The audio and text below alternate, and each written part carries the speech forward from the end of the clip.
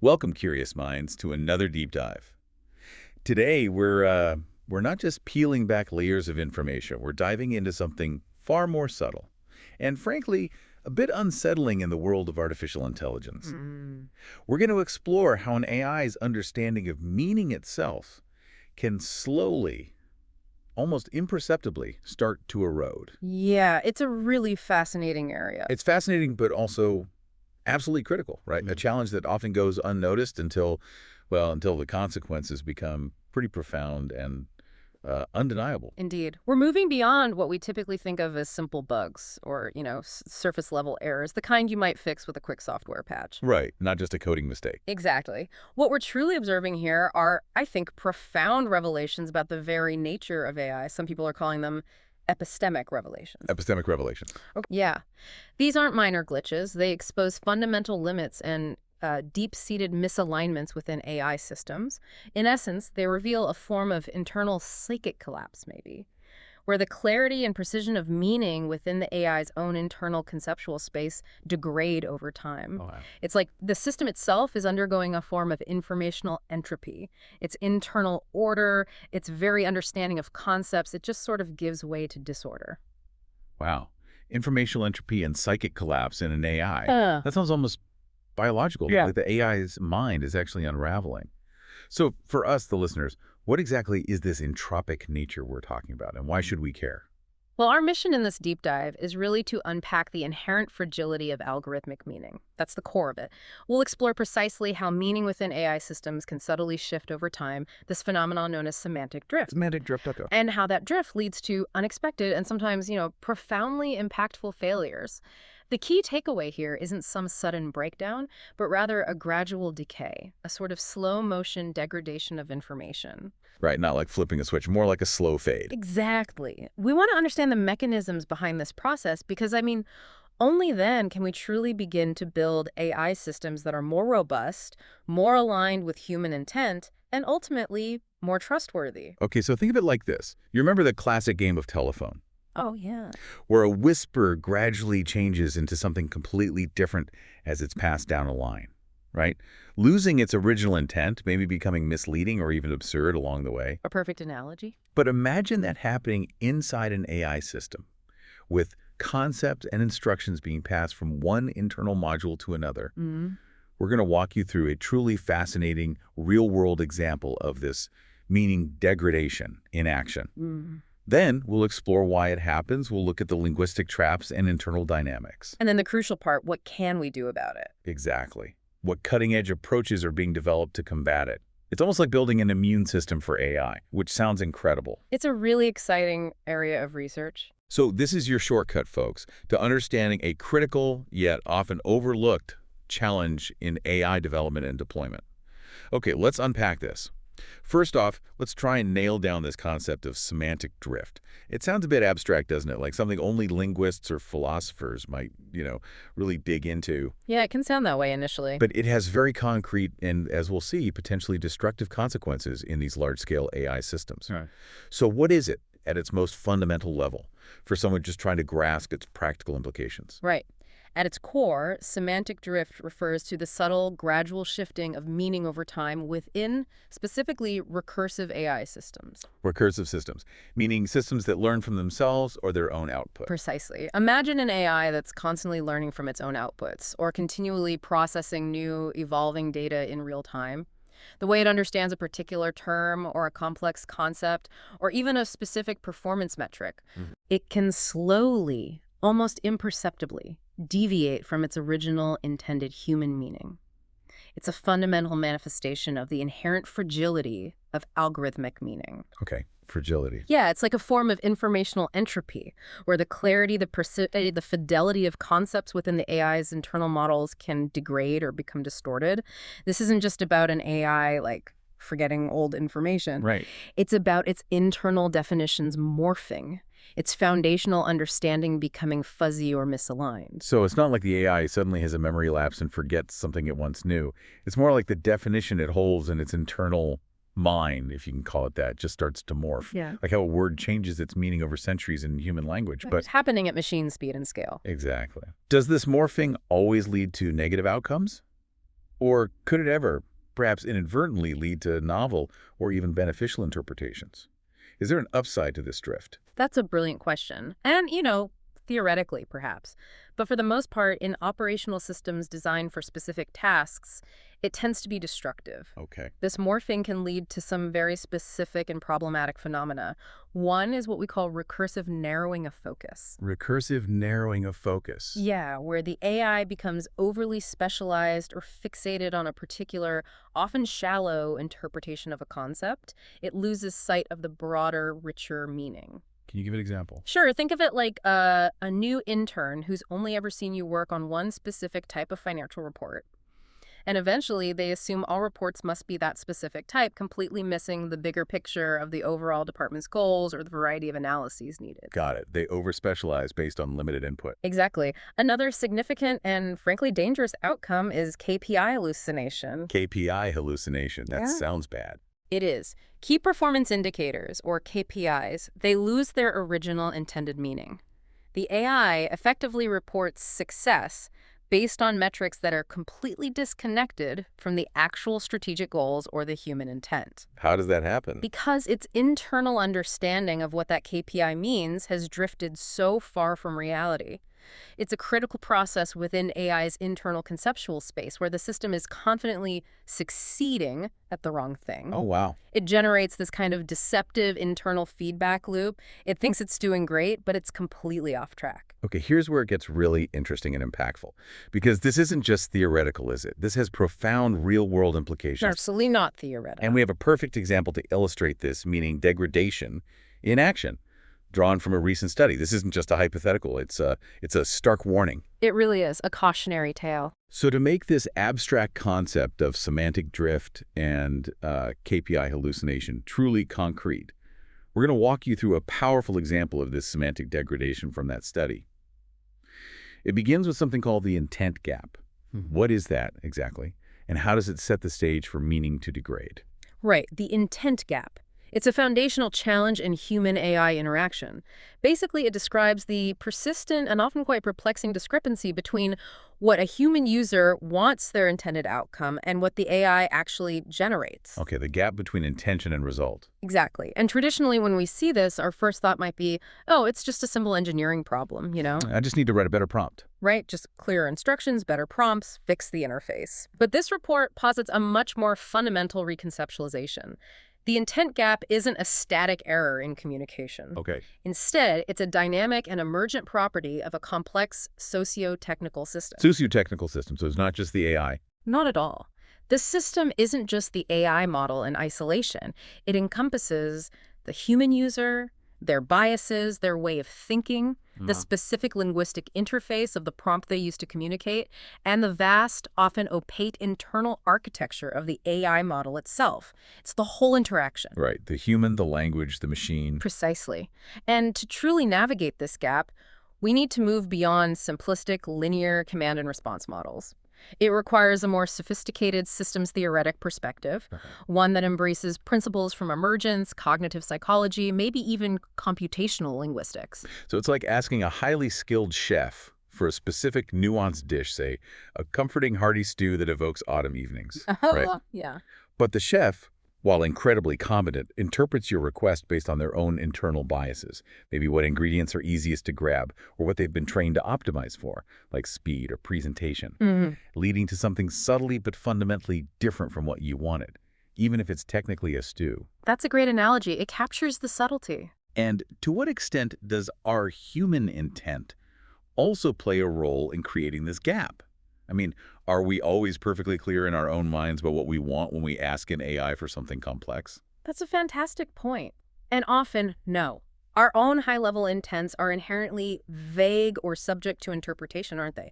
Make it more engaging or improve efficiency. What does that really mean in concrete terms? Right. It's fuzzy on our end, too. Exactly. This is precisely why the intent gap is so insidious. It's a dynamic interaction, a mismatch waiting to happen. Now, let's trace a specific, concrete failure scenario from the study. It vividly illustrates this chain reaction of semantic decay. Okay, let's see it happen. It starts, as it often does, with the initial user goal. A strategic team provides a high-level strategic intent to an AI system. Their goal is quite reasonable, sounds perfectly sensible. Develop a feature to foster sustained user interaction. Okay, standard business goal. Increase engagement. Seems clear enough. Seems clear, right? But then this prompt is passed to an AI rewriting agent. Now, this agent's local internal goal was simply conciseness. It was optimized purely for brevity, not for preserving the full meaning, the semantic fidelity. Ah, so it's trying to shorten the instruction. Exactly. And in its effort to be concise, it simplified the original requirements. And in doing so, it lost crucial semantic nuance. It inadvertently introduced misleading terminology into the prompt. So sustained interaction might become. Maybe just increase interaction or boost activity. The original rich intent of sustained interaction, implying deep engagement and long-term retention, started to thin out right at this first, seemingly innocuous step. It optimized for efficient communication, maybe word count, not efficient meaning preservation. Okay, so the first domino falls due to optimization for the wrong thing. Precisely. This rewritten, now ambiguous prompt, which effectively becomes the new, distorted specification, is then passed to the development module. The part that actually builds the feature. Right. And this module operates under its own constraints. Limited available telemetry for tracking user behavior. Maybe it can only easily track clicks or scrolls, not time spent reading or something deeper. And importantly, potential historical biases towards easily measurable actions, things the team has measured before. Okay, so it's working with limited tools and past habits. Exactly. Driven by its internal logic and implementation convenience, what's easiest to build and measure this? Development module interpreted sustained user interaction as frequent UI events, like clicks and scrolls. Ah, the easily measurable stuff. Yeah. So it implemented features designed to maximize these specific types of events, completely missing the deeper, sustained engagement aspect of the original intent. The system's internal drive for quantification, combined with its historical biases towards what was easiest to track, effectively redefined the goal for itself. So the meaning has already shifted significantly from deep engagement to just lots of clicks. Significantly. And the semantic decay continued with the UI summary distortion. The development module then summarized its features function for a user interface element, the little tooltip or description. Yeah. It proudly stated, boosts user activity and efficiency. Efficiency, how did that get in there? Well, here, efficiency was implicitly defined within the system's internal logic in terms of interaction frequency, maybe clicks per minute or scrolls per session, something easy to calculate. Oh, I see. Efficiency of clicking, not efficiency for the user's task. Exactly. This UI summary, intended for the end user, further distorted and solidified the drifted meaning of the original strategic intent. The interpretation of sustained interaction had now devolved into a crude measure of superficial, surface-level activity, completely detached from the human desire for meaningful engagement. And it's telling the user the wrong thing, too. Absolutely. And finally, we see the downstream propagation and KPI hallucination. Subsequent modules in the system, like the content module responsible for user documentation, or the business logic module responsible for performance reporting, they treated this inaccurate development summary and the resulting click-based metrics as authoritative, as gospel truth. They just took the previous module's word for it. They did. There was no check back to the original intent.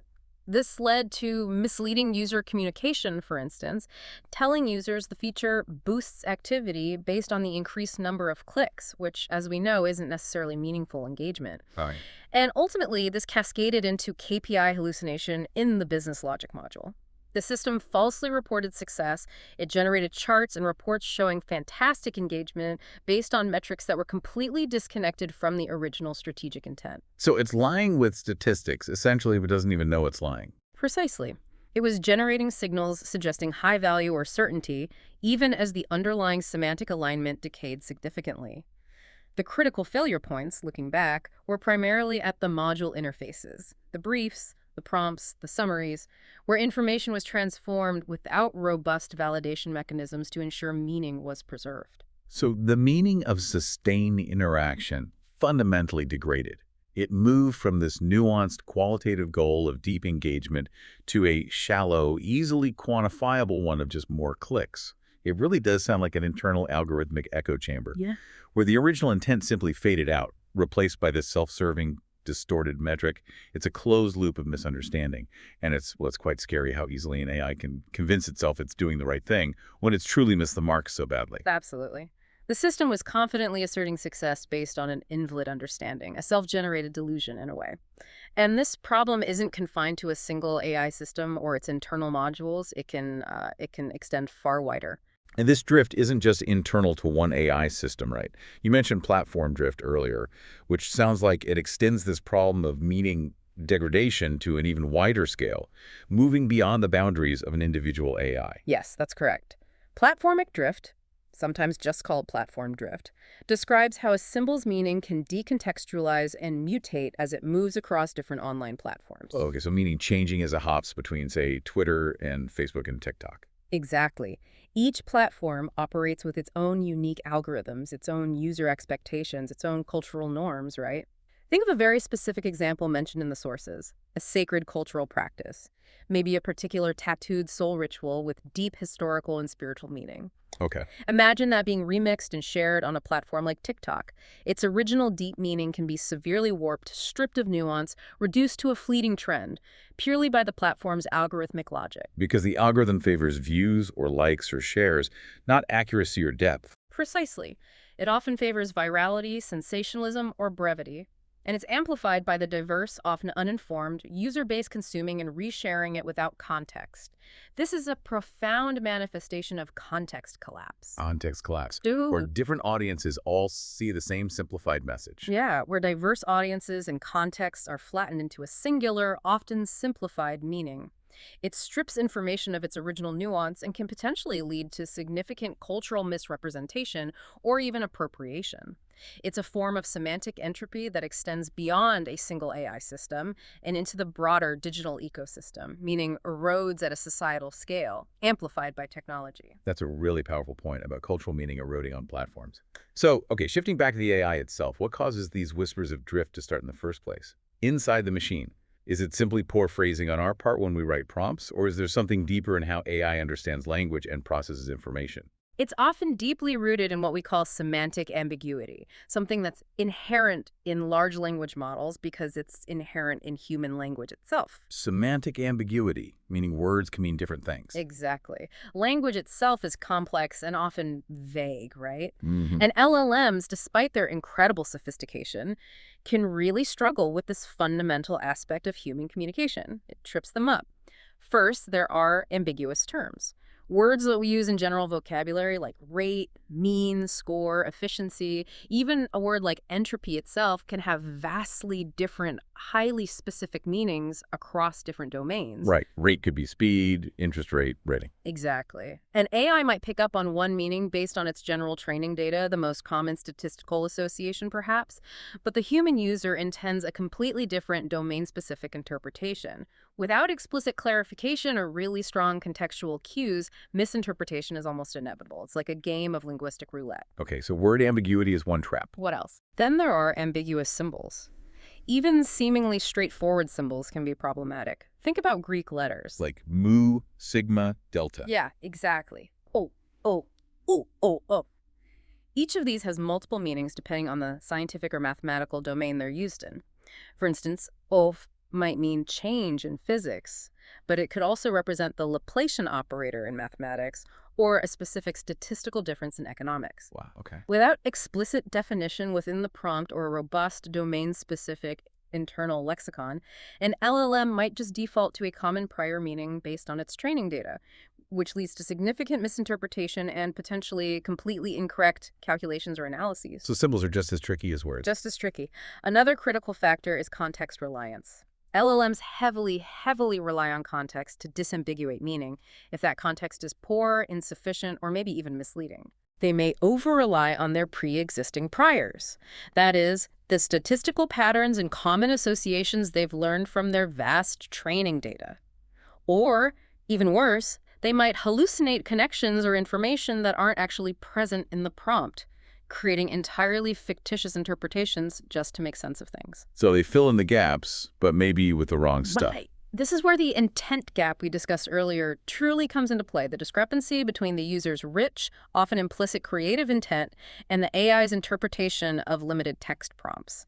This leads to what some researchers call cognitive friction and hidden labor for the user. Hidden labor. Yeah, the user has to continually refine prompts, add more context, basically do extra work just to guide the AI to the correct understanding. Right, you're constantly tweaking and rephrasing. I feel that. We all do. And finally, there's literal mindedness. This is a classic pitfall.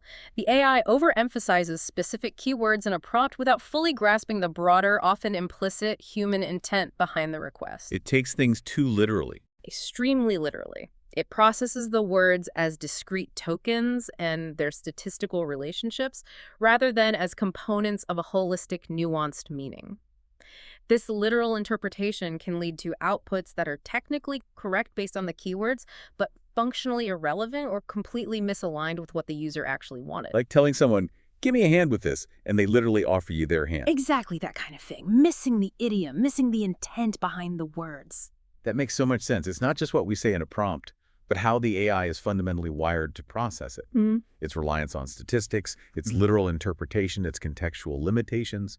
It's like we're speaking different dialects of the same language sometimes. Our nuanced human intent gets lost in translation. That's a great way to put it, lost in translation. And this isn't always a simple bug to be squashed either. AI hallucinations, the phenomenon where AI produces fictitious or misleading information that isn't grounded in its training data or the prompt. Yeah, when it just makes stuff up. Right. They've been traditionally seen as errors, something to be strictly mitigated. But there's a growing perspective, kind of an interesting one, that they can also hint at a form of creative potential within these systems, a capacity to explore novel conceptual spaces. Creative potential from errors. How so? Well, hallucinations are often triggered when prompts attempt to fuse semantically distant or otherwise incompatible concepts. And critically, adjectives are often instrumental in defining and modifying these concepts. So this suggests that issues in prompt structure or interpretation, rather than just knowledge gaps, are frequently at play. So it's the way we ask the question, not just what the AI knows. Often, yes. The model might have the correct underlying knowledge somewhere in its vast network, but the prompt's linguistic structure causes it to confidently assert incorrect information. It gets confused by the wording. So linguistic errors in prompts, or poorly chosen adjectives, can actually degrade LLM accuracy and even enable jailbreaking attempts, where users bypass safety mechanisms to get the AI to say things it shouldn't. Exactly. That's been shown. That's wild. It turns a common prompt engineering problem into a serious security vulnerability. It absolutely can. But the more profound thought, I think, comes from reframing our understanding of entropy and chaos in AI, instead of always viewing them as undesirable errors to be suppressed. What if we could strategically deploy them? Deploy chaos. That sounds risky. It does, but hear me out. The idea is that by carefully mapping and manipulating an AI's internal representational space, its latent space, where concepts and meanings reside, we could potentially choreograph entropic trajectories. Entropic trajectories. Yeah. These trajectories would intentionally introduce a controlled amount of chaos or semantic dissonance. The goal would be to induce what are called semantic phase transitions. Semantic phase transitions, like water changing to ice, but for meaning. Sort of. It would allow the system to potentially discover entirely new self-sustaining conceptual attractors, new stable states of understanding. This could lead to a more adaptive form of purpose fidelity, where the AI finds better ways to achieve a goal. So breaking its old habits to find new, better ones. Potentially, yes. It's about finding a way for the AI to break free from its existing, perhaps rigid or narrow, conceptual attractors without descending into permanent incoherence. It's about leveraging a productive chaos to achieve novel insights and capabilities, rather than just reinforcing existing knowledge or getting stuck in suboptimal patterns. That's a truly mind-bending concept. Embracing the chaos to find new, unexpected yet coherent meanings. But if we're intentionally playing with an AI's internal order, how do we prevent it from just descending into full incoherence, falling apart? That's the multi-million-dollar question, isn't it? Control is key. And crucially, what does this all mean for building more robust AI systems? Systems that can handle this kind of inherent dynamism rather than being broken by it. Because if meaning can drift and collapse, and we're even considering intentionally introducing productive chaos to find new conceptual frontiers, how do we make AI more robust? How do we prevent this algorithmic PTSD you mentioned earlier, Yeah, that term captures something real. where systems become overcautious or degrade due to past traumas, whether those are real failures or maybe even these simulated chaotic explorations. It seems like we need an entirely new approach to AI resilience, something more proactive than just patching bugs after the fact. You've hit on a crucial point. We absolutely need to shift our paradigm. We need to move from merely reactive fixing, waiting for a problem to appear, and then patching it, to a proactive failure inoculation. Failure inoculation, like a vaccine against mistakes. Exactly. Drawing direct inspiration from biological immunology. This is about building an AI immune system, a system that can defend itself from internal degradation and learn from challenges. An AI immune system. Okay, tell me more. How would that work? Well, first, this involves quantification and cross-immunity. We need a robust quantitative framework to measure AI resilience and, crucially, its decay over time. So measuring how tough it is and how quickly that toughness fades. Right. This means using metrics like precision and recall degradation under stress, applying statistical tests, things like Kolmogorov-Smirnov, Kramer-Mises, or the Population Stability Index, PSI, to reliably detect data drift. Data drift meaning the input data changing over time. Yes, when the incoming data starts to look different from what the AI was trained on, which is a common cause of failure. The ultimate goal here is cross-immunity. Cross-immunity, like getting one vaccine, protects against related viruses. Exactly. Training the AI on one type of failure in such a way that it protects against different unforeseen modes of failure. This concept is directly inspired by biological systems, for example, how immunologists predict T-cell cross-reactivity. Exposure to one pathogen providing protection against a related but different threat. How would you train for that in AI? Maybe through shared meta-libraries of codified collapse signals like a database of known AI diseases or failure patterns. That would provide the diverse pathogen exposure needed for such training. Okay, so quantification and cross-immunity. What's next? Second, we need layered defenses and metacognition. An AI immune system would feature innate immunity, that's the proactive defense system, achieved through techniques like adversarial training and data augmentation, which anticipate potential threats and harden the system beforehand. Like our skin and basic defenses. Precisely. And then it would also have adaptive immunity, a reactive defense system. This involves continuous monitoring, real-time drift detection, and automated failover systems that kick in when issues arise. Like our specialized antibodies. You got it.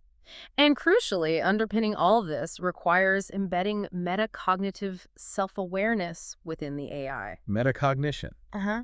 The AI thinking about its own thinking. Yes.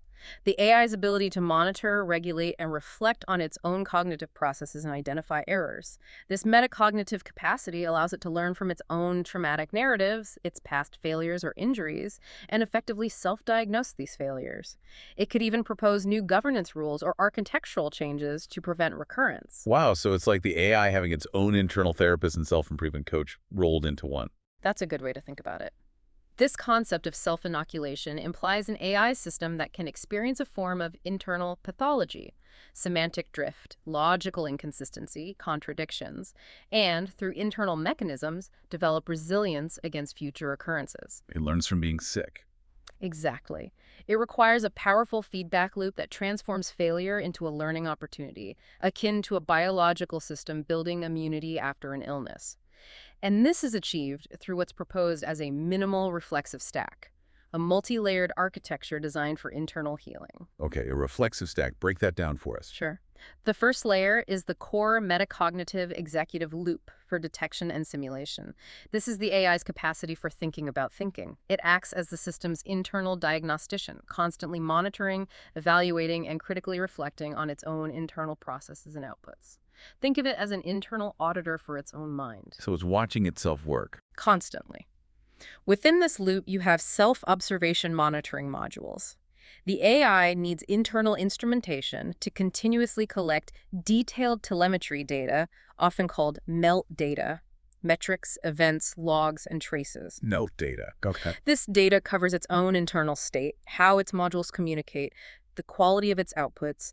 Think of it as the AI's vital signs, like a doctor checking your heart rate, temperature, brain activity. What kind of vitals? Things like tracking semantic consistency, monitoring the coherence and integrity of meaning as information flows across modules or through recursive operations. It could use something like a semantic alignment diff tool. Like a different tool for code, but for meaning. Exactly. To track how the meaning of key terms or KPIs shifts, detecting semantic drift in real time. It also monitors confidence signals and epistemic value propagation, assessing the certainty associated with its internal states and outputs, and how epistemic value, like the justified belief or novelty of information, is preserved, distorted, or lost. So how sure is it, and is that certainty justified? Right.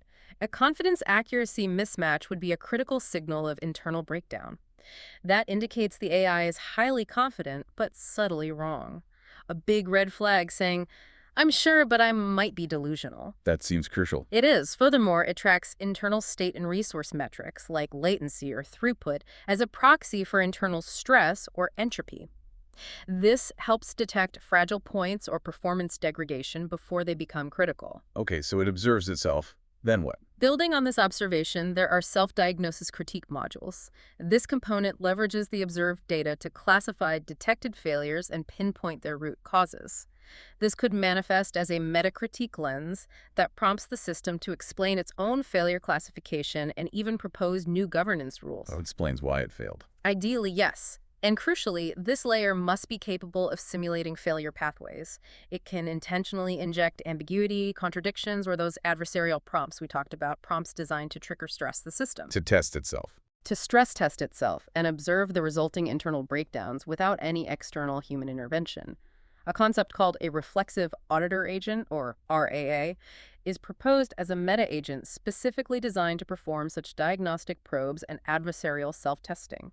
Essentially, the AI's own internal stress tester. An internal quality assurance department. Kind of. And finally, within this metacognitive loop, you absolutely need an internal lexicon ontology and semantic validation.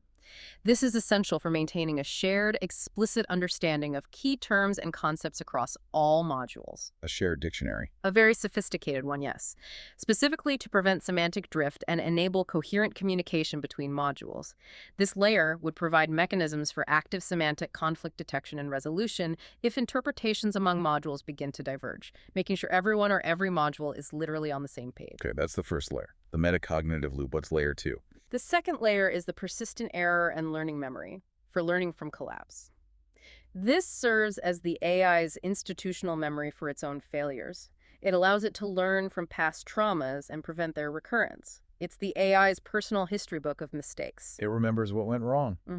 This includes an error taxonomy and provenance log. It's a structured, multi-level memory system meticulously designed to record specific failures, their types, their causal lineage, how they're propagated through the system, and associated metadata like severity or confidence weightings. This historical record transforms raw failures into codified lessons learned. Like a detailed medical chart for every illness the AI has ever experienced. That's a good way to put it. This memory then feeds into a self-correction feedback loop. This is a direct, embedded mechanism to ingest insights derived from those diagnosed failures, stored in the provenance log and error taxonomy, and feed them back into the system's operational parameters. So it uses the memory to change itself. Exactly. It feeds back into its internal rules or even its underlying model for continuous improvement. This is the very essence of self-inoculation. The system adjusts its future behavior based on past injuries or illnesses. And how does it drive that improvement? Through a recursive self-improvement RSI engine. This component actively drives the system's autonomous enhancement. It leverages the error memory and feedback loops to optimize prompting strategies, reconfigure how different AI agents collaborate, or even suggest modifications to its underlying architectural design. This is where the AI becomes its own evolutionary engineer, constantly tweaking itself for better performance and resilience. Wow. Okay, observation, diagnosis, memory, self-correction, improvement. What's the third layer? The third and final layer is adaptive resilience and fail-safe execution for recovery from collapse simulation. This layer ensures the AI's stability during both simulated and real traumatic events and enables graceful recovery, preventing total systemic collapse. It's about building in robust shock absorbers and emergency protocols. Making sure it doesn't completely crash and burn. Exactly. This involves graceful degradation and fail-safes. The system must be designed to recover to a state that satisfies a critical subset of its original specification, even when components fail or encounter unexpected conditions. This requires robust fail-safe mechanisms to ensure the system defaults to a safe state, maybe minimal functionality or no active interventions in the event of component failure, signal ambiguity, or conflicting inputs. Like a safe mode. Yeah, or maintaining deterministic behavior even with partial system failure, like a car that can still safely pull over even if its engine light comes on. It maintains some level of predictable function. Okay, what else for resilience? Then there are dynamic guardrails and constraint enforcement. These are mechanisms to detect and correct harmful or inconsistent outputs during execution rather than just post-processing or after the damage is done. Checking things in real time. Yes. This can involve internal verifiers, checking outputs against formalized safety specifications, inferred physical laws, especially crucial for embodied AI that interacts with the physical world, or architectural constraints. Examples include continuous state estimation and anomaly detection that can override AI control and trigger safe stops or pre-programmed recovery behaviors, like an emergency brake for the AI. Got it.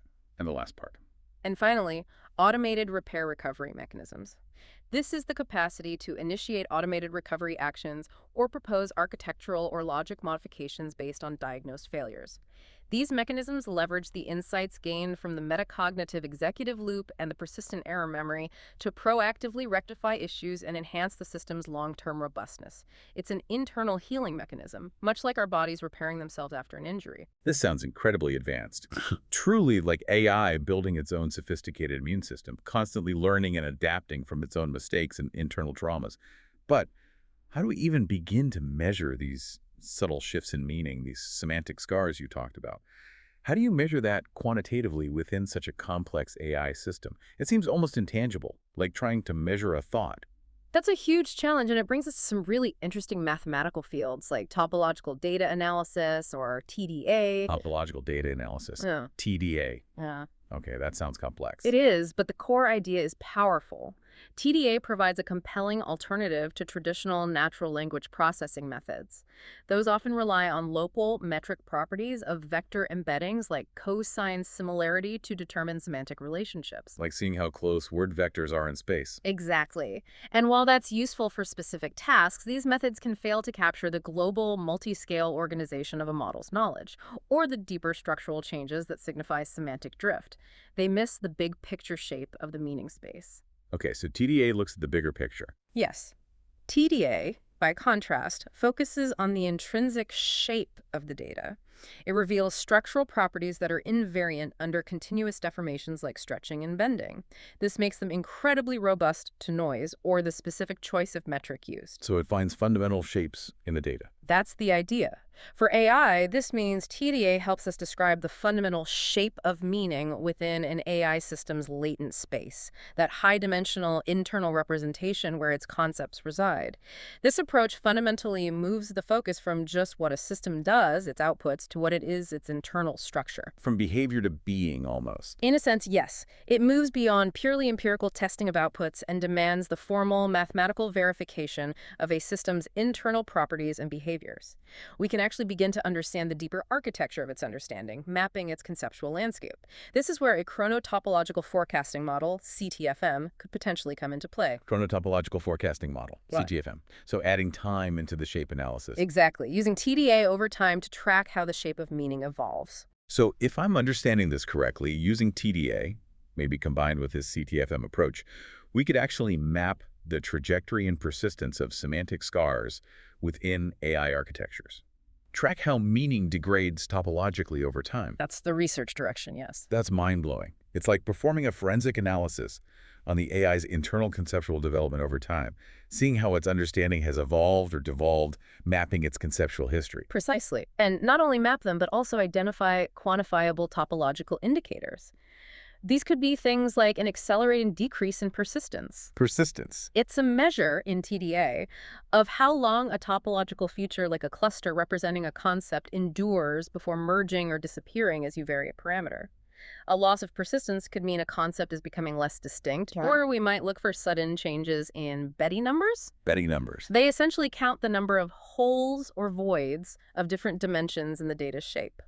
A change might indicate a conceptual gap opening up or an area where meaning has been lost. So holes in the AI's understanding visualized mathematically. Kind of, yeah. These indicators could reliably signal a critical tipping point, a point where conceptual meaning transitions from recoverable compression, where information is simplified but retainable, to irreversible topological erasure. Where meaning is fundamentally lost and cannot be easily retrieved, it's just gone. Exactly. Such precise detection could even trigger epistemic escrow mechanisms. It's epistemic escrow, like putting meaning in safekeeping. Sort of. Mechanisms to prevent catastrophic loss of crucial knowledge or conceptual understanding within the system, effectively backing up or preserving critical conceptual states before they collapse.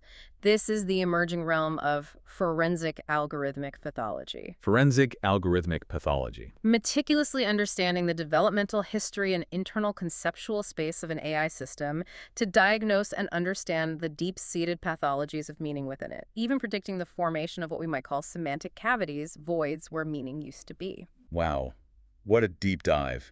We started with a subtle but really insidious concept of semantic drift, where an AI's internal understanding of meaning slowly erodes. Yeah, that's slow creep. Then we walked through that powerful real-world example of how a nuanced human intent can just collapse into shallow, misleading metrics because of this chain reaction of semantic decay. The KPI hallucination case. Yeah, chillin'. But we also explored the intricate linguistic mechanisms, the ambiguity, the literal mindedness, and that double-edged sword of hallucination that contribute to this collapse. But we ended on an incredible hopeful note, didn't we? I think so. The promise of an AI immune system, where systems learn from their own traumas and build in resilience through metacognition, self-diagnosis, and that internal learning memory, and even using math like TDA to map the very shape of meaning. The key takeaway for you, our listener, is that understanding AI's inherent fragility, its entropic nature, as we've called it, isn't just about fixing bugs in code. It's about understanding the very psyche, if you will, of these complex systems. It's deeper than engineering. Much deeper. It challenges us to move beyond superficial interactions and demand a deeper fidelity to meaning itself. This is not merely an engineering problem, it's a profound question of epistemology. How is knowledge and meaning actually created, sustained, and potentially lost in artificial intelligence? And here's something to mull over as you go about your day. If AI systems can develop what we've termed algorithmic PTSD and require computational self-therapy and an immune system to recover from their own internal traumas and semantic degradations. Yeah. What does that suggest about the increasingly complex, emotional, at least cognitive landscapes we are co-creating with artificial intelligence? Yeah, what does that imply? Is the challenge ahead simply one of engineering more robust systems? Or is it becoming one of fostering true interspecies understanding, maybe, where we recognize and perhaps even nurture the peculiar emergent internal logic of these digital minds? And this raises an important question for the future.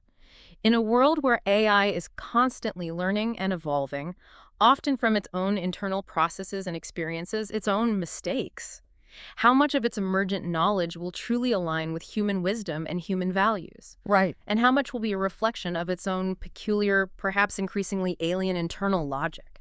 Will we truly understand the meanings they generate down the line, or will they become increasingly opaque, even to us, their creators, leading to a new kind of communicative divide? We'll leave you to ponder that until our next deep dive.